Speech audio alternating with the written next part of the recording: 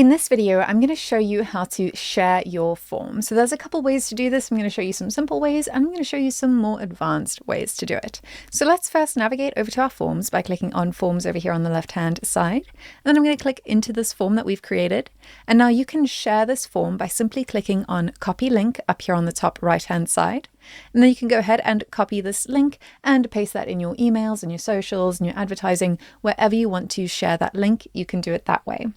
But the other way that you might want to use this form is within a funnel or somewhere on your website. So I'm going to show you how to put this form within a funnel, and you'll follow these same steps if you're wanting to add this to a page on your website as well.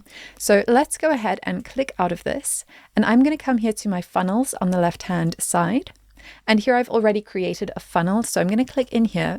I've got my opt-in page, I've got my form page, which is this custom page, and then I have a thank you page. So it's a very basic funnel that I've created here just for the example, but I want to come here to my form page, and I want to add the form that I've just created to my funnel so that when a user moves through this funnel, they are then taken to this page where they fill out the form. So I'm going to come here and click on this custom page. I'm going to click Edit Page, and I've created a little container here where I'm going to add my form. And all I have to do is click Add, and I'm going to use the form module over here. And then I'm going to select the form that I would like to have within this page from my form settings. So I'm going to navigate over here to the form settings on the right hand side, and I'm going to select my form from the drop down. And that's then added my form to this page. I can then go ahead and publish that, but there's something I want to do before I do that. So you'll see here that I've got this after submission setting, and I have my two default endings. I have the default ending and my special goodbye ending, and I actually don't want the default ending to run. If this lead has been qualified through this form, I actually want to send them to the next step in my funnel. So what I'm going to do is actually change the settings for this default ending, and I'm going to click Edit. And instead of the success message or the default behavior, so the default behavior is the behavior that's been set up within the form. Wow, I said that very aggressively, but this is the behavior that's set up in the form. You can change this setting within the form, but I'm going to change it here within the funnel. So instead of using the default behavior, I'm going to use a custom behavior for this form. And instead of it being a success message, I'm going to use a redirect. And the redirect is not going to be to any random page. It's going to be to the next funnel step. So here you could change it to any other page, pop-up, URL, but I want it to go to the next funnel step because this form is part of my funnel. And I'm going to make sure that it is the correct funnel path, and it shows me that the next funnel page is my thank you page. So once I've ensured that all of that is correct, I'm then going to hit publish, and I can save that. So now if I want to go and test this out, I'm going to navigate back to my funnel, and I'm going to copy the link for this funnel.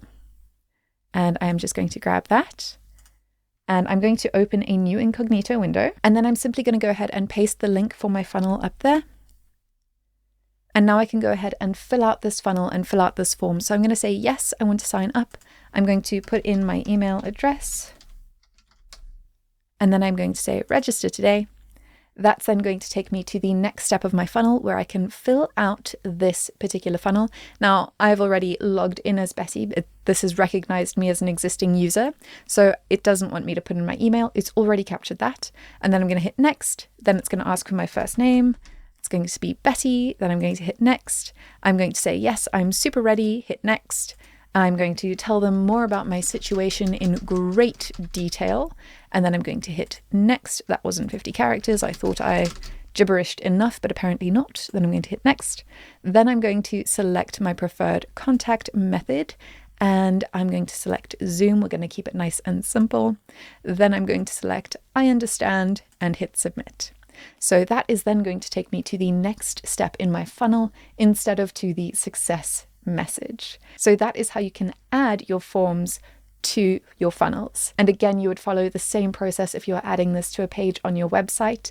And again, if you want to test your forms within a live page, you can simply copy the link like I showed you and paste it in the search bar of an incognito window and fill out the form to make sure that it is all working, or you can simply test them within the preview mode. So that is how you can share your forms. In the next video, I'm going to show you how you can view your form responses. I'll see you there.